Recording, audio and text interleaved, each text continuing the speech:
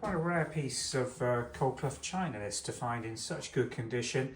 Dates from post 1986 through to around 1997 at the very latest. This is Colclough Wayside, and this is the larger of the two teapots that were made in the design. Wayside, very similar to Hedgerow, but slightly different colour palette and a lot more of this honeysuckle in it.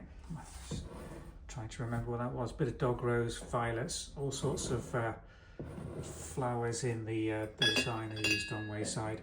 Really nice clean lid, as you can see. Very little staining on this one. I don't think it's been used very much. And the gilt around the rim, again on the lid, absolutely in perfect condition. Let's have a little look inside the teapot. Again, really clean. Just look at that down by the, you can usually tell whether a teapot's been used or not. If it's got tannin staining around that little grill that they put in to retain the tea leaves, if you're using loose tea, then that's a surefire sign that it's been used. Even if it's been well cleaned, you very rarely get that out. But this one is in mint condition. Same with the spout, really clean. You can look right the way down that and there's no tannin staining at all. And the gilt decoration on the underside and around the spout rim, absolutely perfect.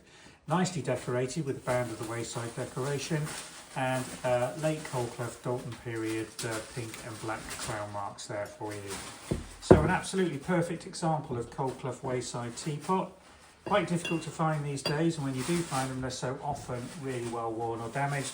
But this one, as we've shown you, is in mint condition. So if it's of interest to you, if you'd like to find out more, or the measurements, details and pricings are on the Vintage and Antiques website. Follow the link below and it will take you directly to the website. Thanks for watching.